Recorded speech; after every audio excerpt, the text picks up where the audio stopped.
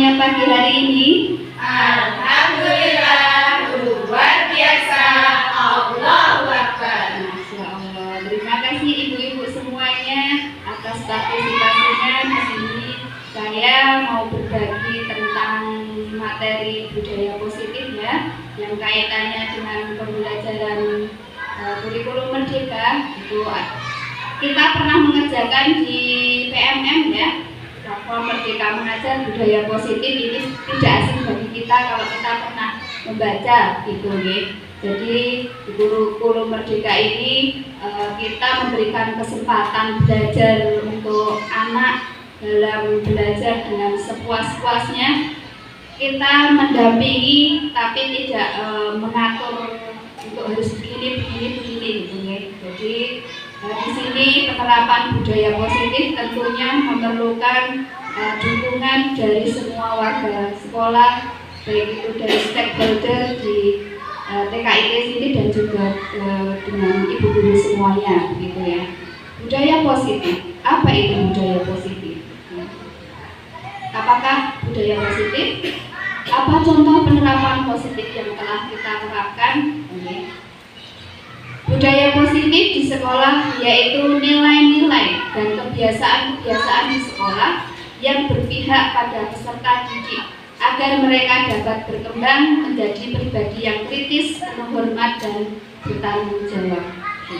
Jadi ketika kita menginginkan adanya budaya positif di lingkungan sekolah kita, itu perkiranya dimulai dari ibu guru sendiri, ya, dimulai dari seorang pendidik itu sendiri.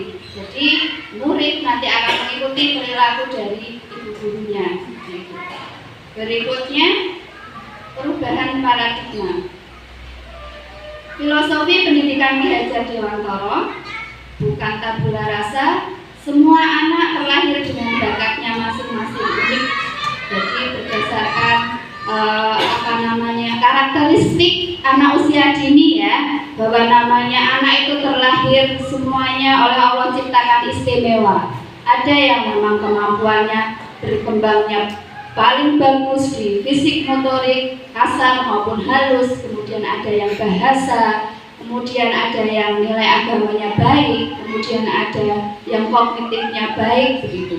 Dan seorang guru harus merangkul itu semuanya. Kita tidak boleh membeda-bedakan anak. Yang namanya anak itu punya bakatnya masing-masing gitu ya. Berikutnya adalah budi pekerti. Tugas guru menuntun bakat tersebut agar anak tumbuh dengan selamat dan bahagia.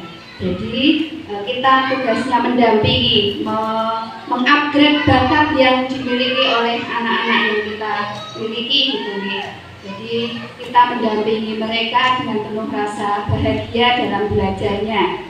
Guru ibarat petani, anak ibarat biji jagung. Jadi apa yang ditanam oleh petani itu tumbuhnya bagaimana, hasilnya bagaimana, itu tergantung dari petaninya dalam mengelola tanamannya. Kemudian filosofi pendidikan Ki Hajar Dewantara, namanya dalam pendidikan itu mengikuti kodrat alam dan kodrat zaman.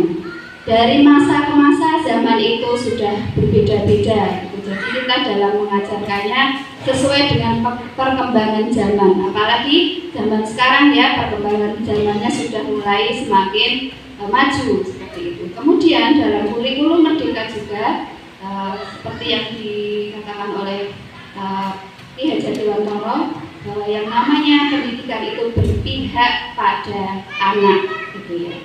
Ketika anak ingin melakukan sesuatu itu kita dampingi gitu. Jadi tidak boleh dituntut untuk seperti ini. Jadi kita mendampingi anak-anak karena yang namanya kurikulum merdeka itu berpihak pada anak. Perubahan paradigma. Untuk membangun budaya yang positif, sekolah perlu menyediakan lingkungan yang pastinya positif, aman, dan nyaman agar murid-murid mampu berpikir, bertindak, dan mencipta dengan merdeka, mandiri, dan bertanggung jawab. Kemudian lazimnya disiplin dikaitkan dengan kontrol. Dalam hal ini, kontrol guru dapat menghadapi murid. Berikutnya, perubahan paradigma teori kontrol. Di sini menurut ilmuwan ya, paparan Dr. William Glaser dalam kontrol teori untuk meluruskan miskonsepsi tentang kontrol, yaitu ilusi guru mengontrol murid, ilusi bahwa kritik dan membuat orang merasa bersalah dapat menguatkan karakter, ilusi bahwa semua penguatan positif, efektif, dan bermanfaat, kemudian ilusi bahwa orang dewasa memiliki hak untuk memaksa. Berikutnya, perubahan paradigma. Bisakah kita mengontrol seseorang? Jadi itu ada stimulus respon, kemudian teori kontrol. Kita mencoba mengubah orang agar berpandangan sama dengan kita. Kemudian teorinya, kita berusaha memahami pandangan orang lain tentang dunia. Berikutnya, perilaku buruk dilihat sebagai suatu kesalahan. Kemudian semua perilaku memiliki tujuan. Ya, orang lain bisa mengontrol saya. Dan teorinya, hanya Anda yang bisa mengontrol diri Anda. Saya bisa mengontrol orang lain, teorinya Anda tidak bisa mengontrol orang lain. Pemaksaan ada pada saat tujuan gagal. Kolaborasi dan kesepakatan menciptakan pilihan-pilihan baru. Model berpikir menang kalah, model berpikir menang menang. Berikutnya, kata disiplin sering dikaitkan dengan kata tertib, teratur, dan kepatuhan pada peraturan. Kata disiplin juga sering dihubungkan dengan hukuman, padahal itu sungguh berbeda, karena belajar dengan disiplin itu tidak harus dengan memberi hukuman. Justru itu adalah salah satu alternatif terakhir, dan kalau perlu tidak digunakan sama sekali yang namanya hukuman itu. Berikutnya, apa makna disiplin?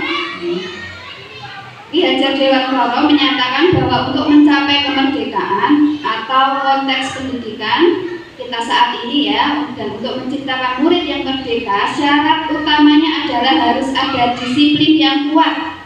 Disiplin yang dimaksud adalah disiplin diri yang memiliki motivasi internal.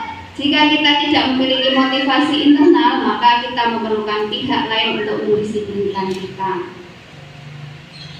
Jadi itu teorinya perilaku manusia ya, motivasi untuk menghindari ketidaknyamanan atau hukuman. Apa yang akan terjadi apabila saya tidak melakukannya? Motivasi eksternal.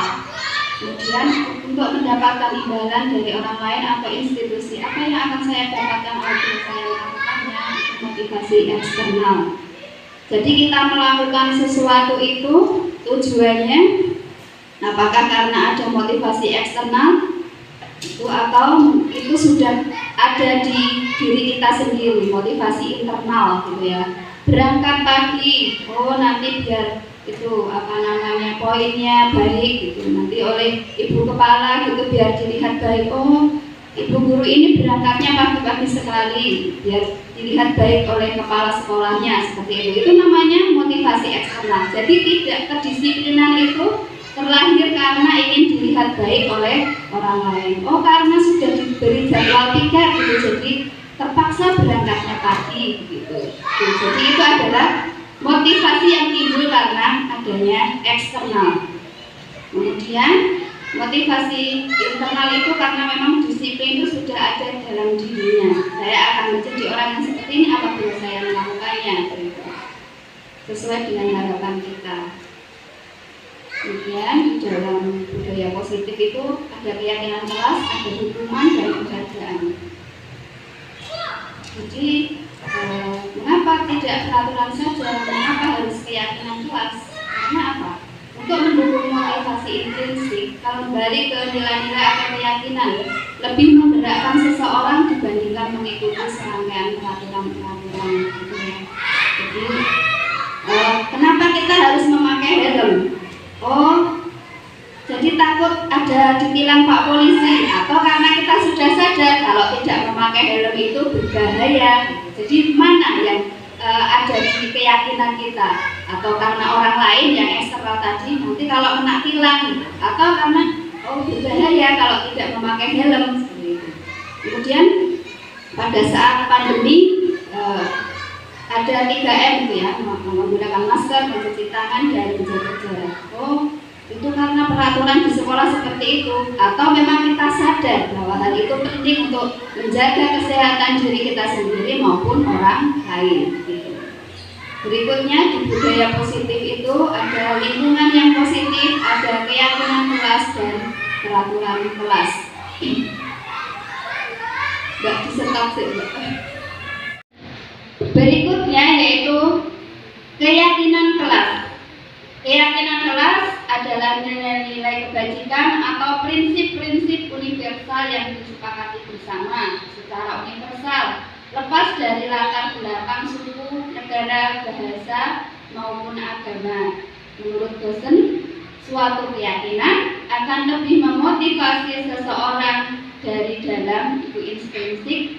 Seseorang akan lebih bersemangat untuk menjalankan keyakinannya daripada hanya sekedar mengikuti serangkaian peraturan. Jadi kalau misal keyakinan kelas di sekolah TK gitu ya, membuat keyakinan kelas misalnya dalam menaruh sesuatu pada tempatnya. Yuk menaruh tas di mana, sepatu di mana, seperti itu. Salah satu contoh keyakinan kelas. Kemudian sholat tertib, bisa dibuat keyakinan kelas ya. Itu keyakinan kelas itu. Kalau peraturan itu yang membuat adalah sekolah, lembaga. Keyakinan kelas itu kesepakatan bersama-sama di sekolah. Yuk kita buat kesepakatan yuk biar kita dalam belajarnya bisa lebih baik. Disesuaikan dengan usianya, sesuai dengan usia yang TKA maupun dengan yang TKB. Kalau TKB kan penalarannya lebih tinggi, itu jadi bisa diajak untuk bekerja sama dalam membuat keyakinan kelas. Pembentukan keyakinan kelas. Keyakinan kelas itu bersifat abstrak daripada peraturan yang lebih rinci dan konkret. Jadi ini tidak kaku ya dalam keyakinan kelas. Ya teman-teman, ayo anak-anak kita buat keyakinan kelas, kesepakatan bersama-sama. Kalau bahasanya untuk anak TK kesepakatan kelas. Gitu. Jadi pernyataan keyakinan kelas senantiasa dibuat dalam bentuk yang positif. Gitu. Keyakinan kelas hendaknya tidak terlalu banyak sehingga mudah diingat dan dipahami. Gitu ya. Alhamdulillah ketika sudah anak-anak paham, oh kita sudah buat keyakinan kelas, kesepakatan kelas, kalau menaruh sesuatu pada tempatnya, atau mungkin kalau sedang berantem dengan temannya, bermaafan, saling bermaafan, bisa dibuat kesepakatan kelas seperti itu. Kemudian semua warga kelas sebaiknya ikut berkontribusi dalam membuat kegiatan kelas lewat curah pendapat. Ya. Jadi pengennya apa? Yuk kita dibuat peraturan kelasnya, bukan peraturan, keyakinan kelasnya apa, kesepakatan kelasnya apa. Ya, kita ajak anak-anak bersama-sama dalam membuat peraturan di keyakinan kelas. Kemudian bersedia meninjau kembali keyakinan kelas dari waktu ke waktu. Alhamdulillah, Masya Allah, ternyata hebat ya kelas B5. Berarti kita tambah lagi yuk untuk kesepakatan kelas. Kalau sudah terlaksana 3 saja kesepakatan kelas, bisa ditambah lagi. Kita tambah apa ya kira-kira ya? Jadi, ditambahkan bersama dengan anak-anak dalam membuat kesepakatan kelas. Berikutnya, ya, bedanya peraturan dengan keyakinan kelas gitu ya. Kalau peraturan selalu kembalikan buku ke tempatnya, ayo kembalikan buku ke tempatnya gitu ya. Kalau keyakinan itu kalau ini yang dirujuk adalah tanggung jawab. Kemudian dilarang mengganggu orang lain. Kalau keyakinan kelas itu menghormati orang lain atau diri sendiri. Peraturan itu kaku, dilarang gitu ya. Jadi kalau kesepakatan kelas bermaafan, menghormati orang lain, seperti itu kan kesepakatan, bukan kalimat larangan, itu ya. Dan sebagainya gitu ya, gunakan masker, jangan berlari ketika TKB ada di lantai atas itu ada kesepakatan tidak berlari dalam koridor. Ingat keselamatan, gitu. Ingat keamanan, menjaga keamanan, menjaga keselamatan. Gitu. Kalau jangan berlari-lari di kelas itu peraturan. Jadi kalau kesepakatan atau keyakinan kelas itu menjaga keselamatan untuk diri sendiri dan juga orang lain. Berikutnya itu di budaya positif itu ada perbedaan hukuman dan juga konsekuensi. Ada hukuman dan juga ada konsekuensi.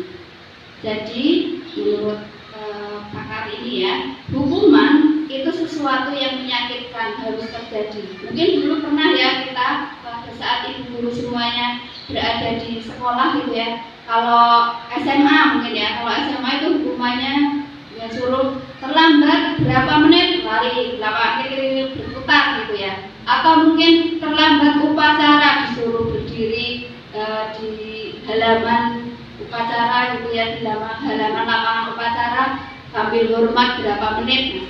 Itu namanya hukuman. Ya, hukuman. Jadi hukuman itu sesuatu yang menyakitkan harus terjadi. Kemudian hukuman juga membuat anak sakit.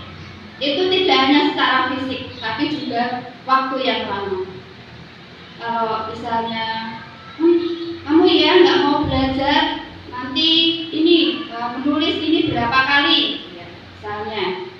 Kamu yang nggak mau makan, nanti nggak boleh pulang. Itu namanya hal yang menyakitkan. Memang kata-katanya sebentar saja, tetapi dalam penyembuhan luka anak itu lama. Ketika mendengarkan hukuman itu menyakitkan, gitu ya. Kemudian ketika anak diberi hukuman itu maka anak akan membenci kedisiplinan. Jadi dia melakukan sebuah kebaikan itu karena takut, karena ada hukumannya tadi. Dampaknya juga dia mau melakukan sesuatu itu karena paksaan. Kemudian mendorong anak menyakiti diri sendiri, konsep diri yang buruk. Kemudian anak belajar untuk menyembunyikan kesalahan. Jadi anak tahu dia itu nanti akan dihukum oleh gurunya. Makanya dia enggak kok, bukan aku yang ngambil, bukan aku yang menjatuhkan guru, bukan. Karena sudah tahu, oh kalau aku jujur, aku mengaku, nanti aku akan dihukum bu guru, akan dimarah-marahi, akan dibentak-bentak. Jadi di sini konsepnya anak itu akan belajar untuk menyembunyikan kesalahan seperti itu.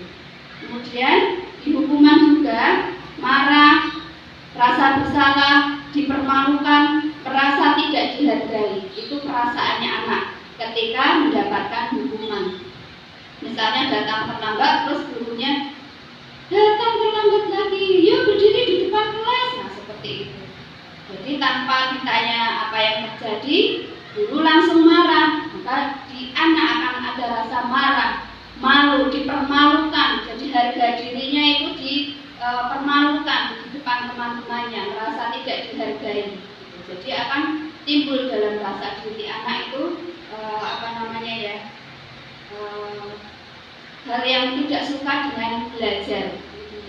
Kemudian kalau konsekuensi itu beda dengan hukuman.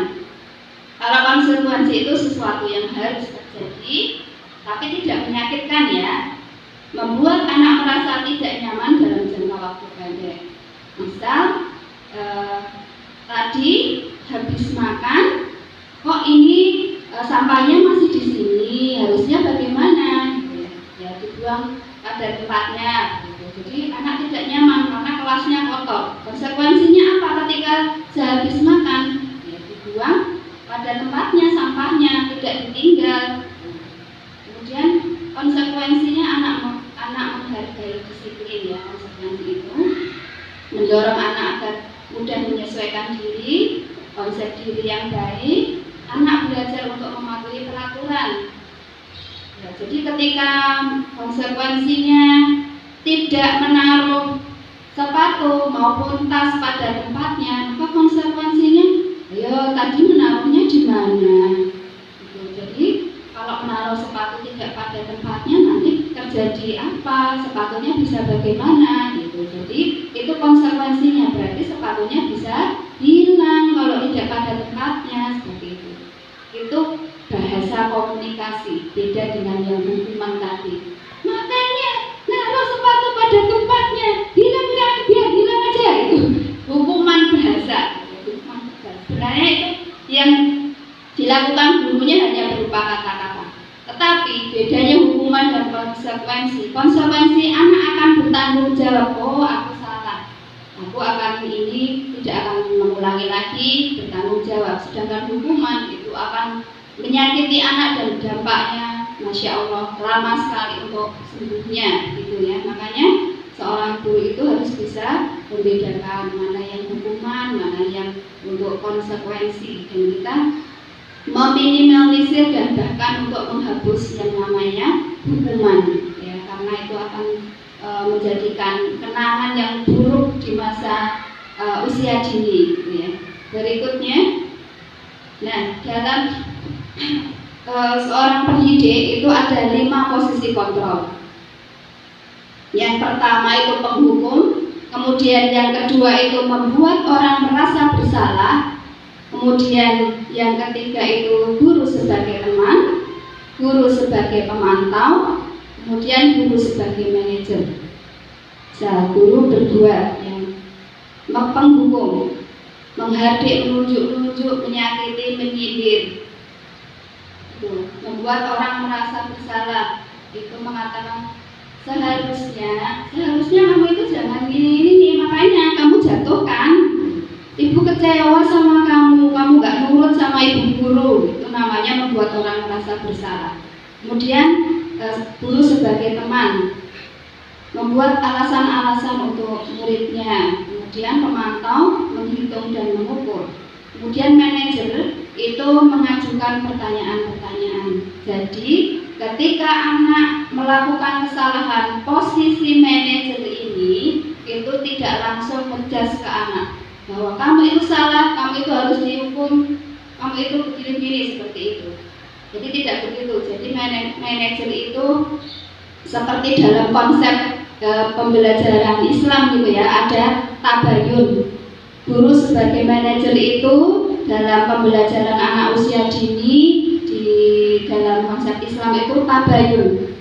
Nah, kok bisa terjadi? Ini tadi kejadiannya bagaimana? Itu nanti ada materi di belakang ya itu. Jadi namanya guru sebagai manajer itu seperti itu, yang lebih ideal. Jadi ketika menjadi guru yang menghukum atau membuat orang bersalah itu merupakan identitas yang gagal dalam diri anak, kontrol dari luar. Jadi anak akan lebih arahnya menghindari hukuman, gitu ya. Dampaknya pada murid itu pasti akan melakukan kesalahannya lagi, merasa rendah diri, gitu ya. Kemudian kalau murid berkata, kalau di guru menghadapi guru penghukum atau membuat orang merasa bersalah ini, biarkan saja, nanti paling guru juga marah lagi, gitu. Terus maafkan saya guru, gitu, cuma sebatas itu. Besok ulangi lagi. Itu kalau membuat orang merasa bersalah, guru posisinya seperti itu. Kemudian kalau posisi guru sebagai teman maupun pemantau itu, ketika guru sebagai teman itu anak akan lemah, tidak mandiri dan tergantung. Ketika gurunya tidak masuk, maka anak itu tidak mau masuk kelas. Bu guru ini nggak datang, aku nggak mau belajar sama ibu guru itu. Jadi tidak mandiri, tergantung dengan gurunya. Kalau posisi guru itu sebagai teman. Kemudian kalau posisi guru sebagai pemantau, hanya melihat saja, itu akan menitik beratkan pada sanksi atau hadiah untuk dirinya. Oh, aku berbuat baik, nanti pasti dapat hadiah, gitu ya. Jadi anak belajarnya akan mengharapkan sesuatu, mengharapkan imbalan dan tergantung pada orang lain. Itu identitas anak berhasil, sukses, tapi itu kontrol dari luar, bukan dari dalam diri sendiri. Karena orang lain. Ketika orang lain itu sudah tidak ada, kembali lagi. Jadi itu ketika guru sebagai teman dan pemantau. Terakhir, guru sebagai manajer.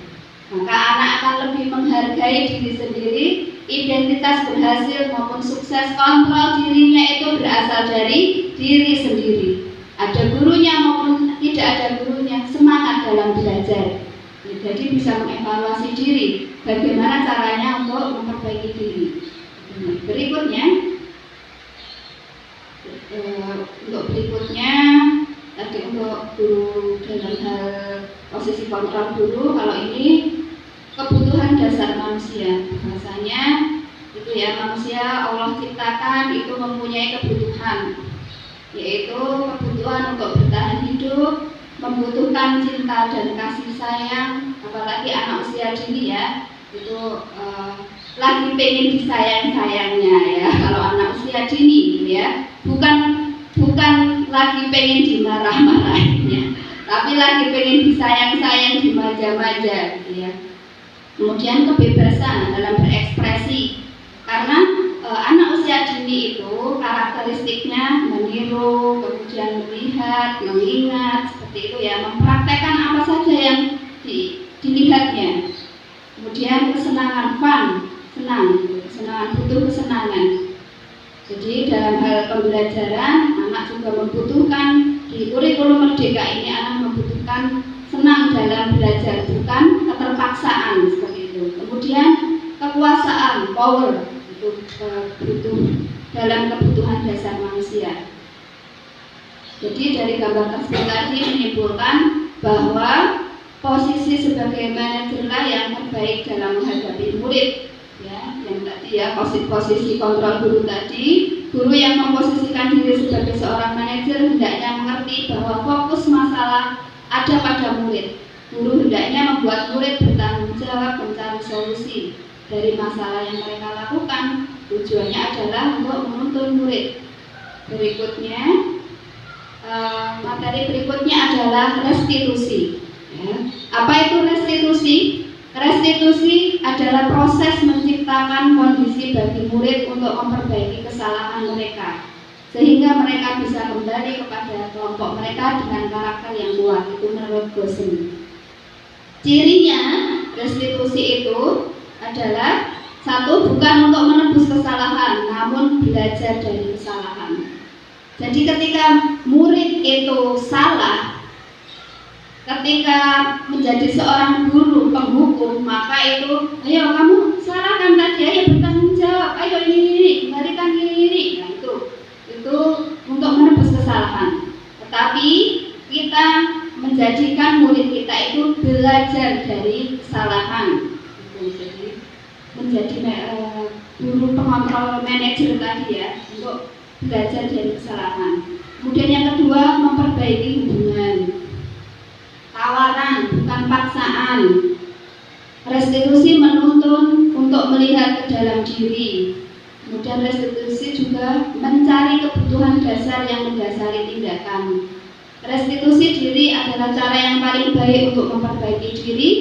Kemudian fokus pada karakter, bukan tindakan. Restitusi fokus pada solusi. Jadi ketika anak ada masalah, carikan solusinya, tidak langsung dihukum. Kamu salah, harusnya itu kamu seperti ini, itu namanya guru penghukum. Kalau restitusi ini, cari dulu solusinya, biar anak belajar dari kesalahannya, bukan langsung diberi hukuman. Kemudian restitusi mengembalikan murid yang berbuat salah pada kelompoknya, maksudnya belajar untuk bisa lebih baik lagi. Nah, ini segitiga restitusi, validasi tindakan yang salah, menstabilkan identitas, kemudian menanyakan keyakinan. Anak misalnya bermain pada saat itu di kelas gitu ya, saya contohkan di kelas, Fatih berlari-larian di dalam kelas gitu ya, dan menabrak temennya namanya Olin, dan langsung nangis itu waktu itu. Olinnya nangis kesakitan gitu ya. Terus saya panggil Fatihnya, kemudian saya tanya, itu tadi kenapa kok Olin menangis gitu ya. Iya Us, tadi aku lari-lari mainan sama Arkan gitu ya, mainan diajak mainan gitu ya. Terus kemudian Olin nyenggol Olin nggak sengaja jatuh gitu. Terus kalau Olinnya, kenapa Olinnya kok bisa nangis? Ya dia kesakitan karena tak tabrak gitu. Jadi dia tahu akibat dari kesalahan yang dilakukan. Kenapa kok Olin nangis gitu? Iya karena tak tabrak jadi nangis karena kesakitan gitu ya. Terus bagaimana kalau seperti itu? Terus Fatihnya bilang minta maaf gitu. Jadi tidak mengulangi lagi. Kemudian sesuai kesepakatan kelas kita, kalau kita itu salah dengan orang lain, berarti harus minta maaf seperti itu namanya menanyakan keyakinan. Jadi tadi ya salahnya apa, kemudian oh iya pernah melakukan kesalahan seperti ini, berarti diulangi lagi apa tidak, seperti itu. Terus ditanyakan kesepakatan kelasnya yang sudah kita buat itu diingatkan, berarti kita tidak boleh mengulangi lagi kesalahan itu. Nanti kalau lari-larinya di luar ya, yang tempatnya luas. Kalau di dalam kan temannya baru belajar, nanti menabrak seperti itu. Itu namanya segitiga restitusi. Sama ya tadi ya dengan tabayun tadi ya. Jadi guru tidak boleh langsung kamu ya ini nggak soleh sama ini gitu ya. Kemudian langsung diberi hukuman gitu ya. Nggak boleh seperti itu. Kita apa penyebabnya? Ketika anak mungkin di kelas tidak mau ngapa-ngapain, belajar nggak mau, kemudian makan juga nggak mau, bermain dengan temannya nggak mau gitu. Terus kita nggak boleh jadi anak malas, nanti pulang nggak dijemput loh. Nanti sudah pertama sudah memberikan kata yang menyakitkan, kedua itu tadi ya sudah mengejar seperti itu, jadi akan masuk dalam pikiran anak gitu ya, hal yang menyakitkan. Jadi tidak ditanya dulu, oh ternyata tadi malam ternyata si anak ini bangunnya kepagian atau mungkin tidurnya kemalaman gitu. Jadi kita tanya dulu penyebabnya apa kok anak itu melakukan seperti itu. Itu namanya segitiga restitusi.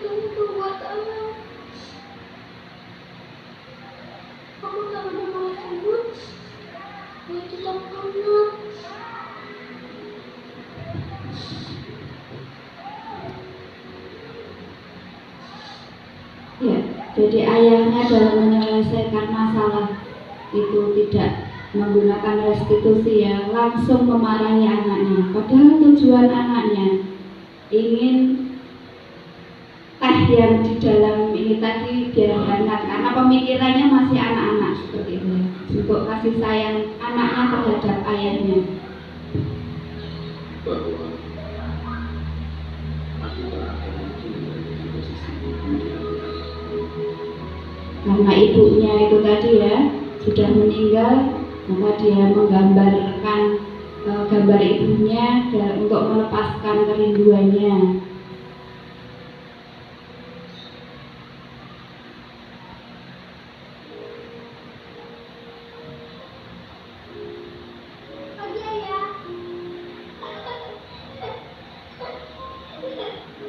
Yang namanya ciri khas anak ya, malam dimarahi, pagi ya senyum lagi.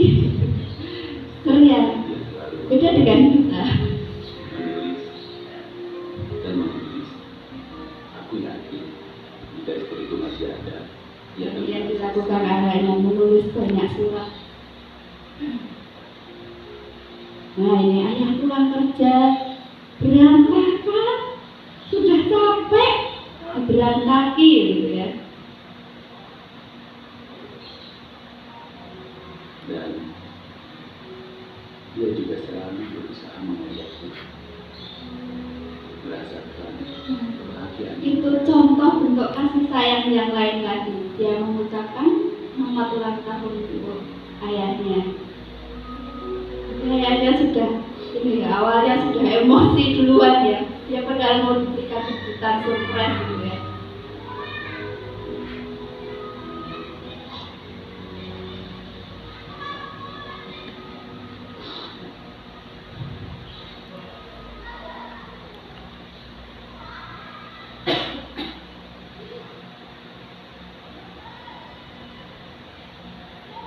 Lalu dia menyatu orang tua menangis. Nah ini ditelepon gurunya, ini sudah berpikir anak anakku buat ulah apa lagi ini, Masya Allah gitu. Dan apa yang dilakukan oleh anak tersebut? Aku panik.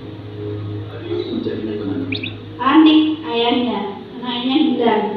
Ditelepon dari sekolahnya, anaknya bolos, nggak sekolah gitu ya, nggak ada sekolahannya. Ternyata Namun dia tidak mau cerita sebabnya kepada saya. Tadi di guru telepon, ada kamu pulang duluan. udah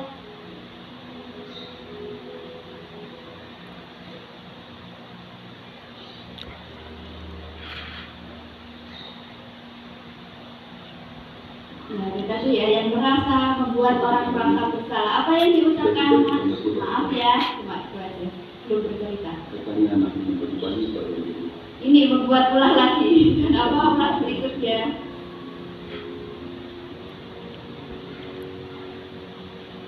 Nah, ini balon banyak itu ditelepon oleh tetangganya. Ini anakmu beli balon banyak sekali, gitu ya.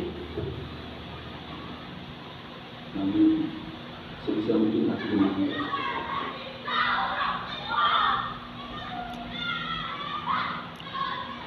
Balon-balon tadi buat apa?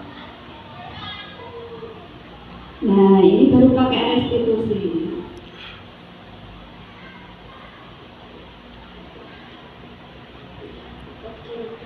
Untuk mengirim itu yang sering dia buat selalu tulisan-tulisannya, dan ternyata balon-balon itu untuk mengirimkan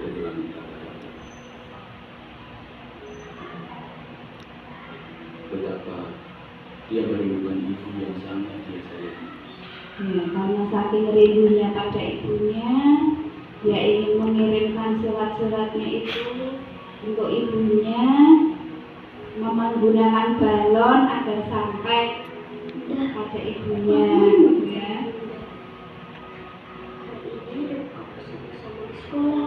Nah, itu tadi anak yang bolos tadi ya. Yang bolos tadi karena apa? Pada saat hari ibu didampingi semua anak-anak oleh ibunya, sedangkan dia kan hanya punya ayah gitu ya.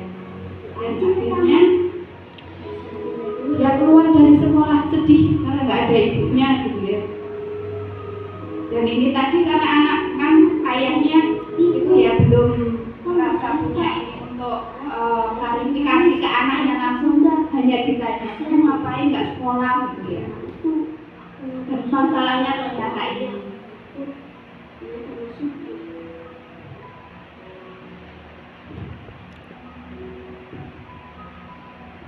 Nah itu ya ibu guru semuanya, bahwa kita itu ketika menyelesaikan masalah dengan anak-anak, agar kita belajar dengan menggunakan segitiga restitusi, tidak langsung ngejudge anak langsung ya, tapi itu ya apa yang dilakukan anak itu pasti ada penyebabnya seperti itu.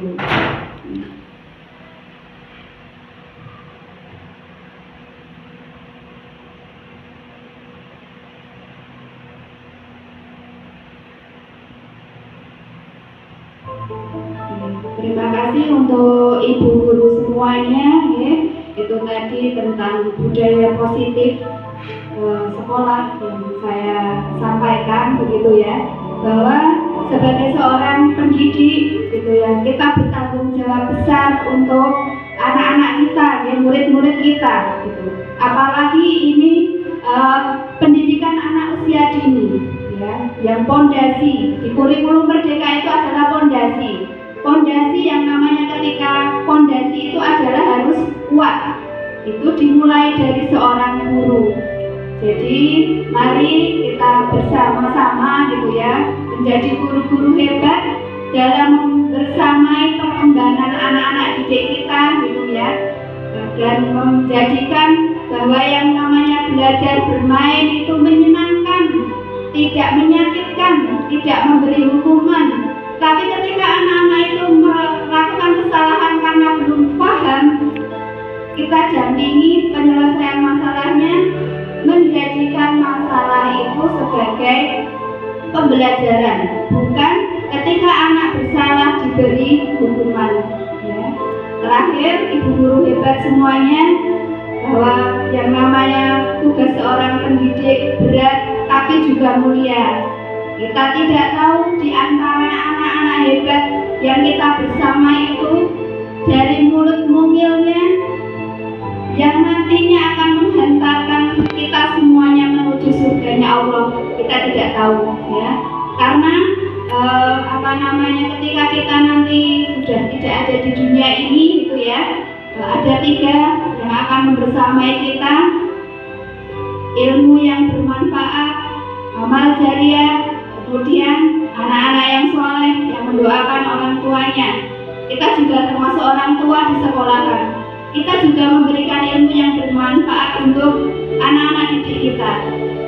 Kita juga memberikan amal jariah ketika kita memberikan pembelajaran yang benar. Hormati orang tuamu. Nah, kalau dengan orang tua itu yang sopan, ketika itu diingat oleh anak, maka akan menjadikan pahala yang mengalir sampai kita meninggal. Apakah kita tidak ingin hal itu terjadi untuk diri kita sebagai guru yang hebat gitu ya. Nah, jadi pada dasarnya ketika memberikan kebahagiaan belajar yang merdeka untuk mereka, tidak memberikan tekanan untuk mereka, mereka merasa bahagia dan kita juga bahagia membersamai mereka.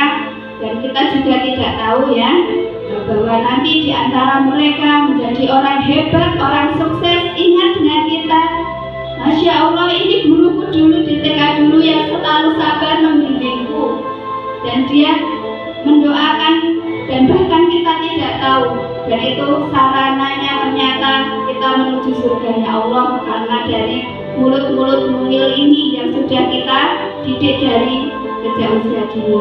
Insya Allah itu ibu guru semuanya, semoga bermanfaat apa yang saya sampaikan.